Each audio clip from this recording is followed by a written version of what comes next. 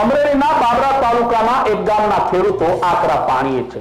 તેની પાછળનું કારણ છે કે આ ગામમાં વિન્ડફાર્મ નામની એક કંપની છે જે પવનચક્કી નાખવા માટે ખેડૂતોના ખેતરો ખોદી રહી છે, તેના રસ્તાઓ બંધ કરી રહી છે અને ખાસ કરીને ખેડૂતો માટે આશીર્વાદરૂપ ગણાતી સિંચાઈની એટલે કે પાણીની જે કેનાલ છે તેને પણ ખોદી નાખી છે।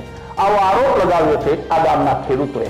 ગામના ખેડૂતોનું કહેવું છે કે આ કંપનીના આડેધડ અને ગમે તે રીતના કરવામાં આવતા ખોદકામથી તેના ખેતીના પાકને પણ વ્યાપક નુકસાન થઈ રહ્યું છે।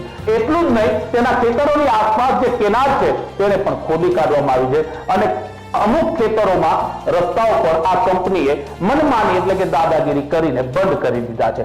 ખેડૂતોએ આરોપ લગાવ્યો કે આ બાબતે કંપનીને અનેક વખત રજૂઆત કરી પણ કંપનીના અધિકારીઓ તેમને કોઈ જવાબ આપતા નથી। ત્યારે હવે ગ્રામજનો અમરેલી જિલ્લા કલેક્ટર સુધી પહોંચ્યા છે અને કલેક્ટરને રજૂઆત કરી છે કે કંપનીનું કામ બંધ કરવામાં આવે।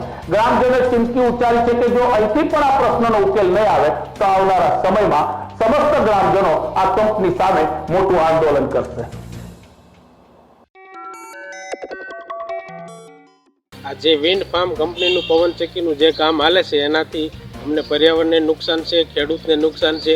અમારી જે સિંચાઈ યોજના હતી કોટડા પીઠા ધોબિયારા ડેમની, એમાંથી અમને સિંચાઈમાંથી પાણી આપતા હતા, એ પાણી કેનાલ એને તોડી પાડી છે અને અમારી પ્લસ અમારે જે નદીમાં વેચાણ પાણી કરાવેલું હતું સરકારે, એ પણ એને પૂરીને પાણી બંધ કરાવીને જે ખેડૂતોને નુકસાની ખેતરમાં ઘણી પાણીના અછતના હિસાબે આવેલી છે, એનું જવાબદાર કોણ?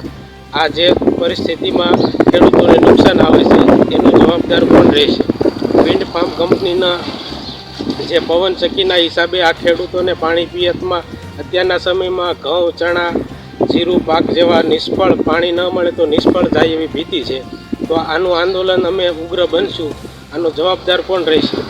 હું કરુણકી ગામના સરપંચ મુનાભાઈ ગોહિલ બોલું છું અને આ લોકો પવનચક્કી કામ પરમિશન લીધા વગરનું, પંચાયત પરમિશન લીધા વગરનું ચાલુ કરેલું છે। એને કોઈ પંચાયતનો ઠેરા બેરાવ લીધેલ નથી અને પ્રાંત હુકમ મુજબ આ લોકોએ એની કોઈ કાર્યવાહી નથી થયા વગર આ લોકોએ કામગીરી ચાલુ કરી દીધેલી છે। એનોક્સ કંપની પવનચક્કી છે અને આ એને નંદી નાળાને બધું તોડી નાખ્યું છે, નુકસાન કરવાનું કામ કરેલું છે।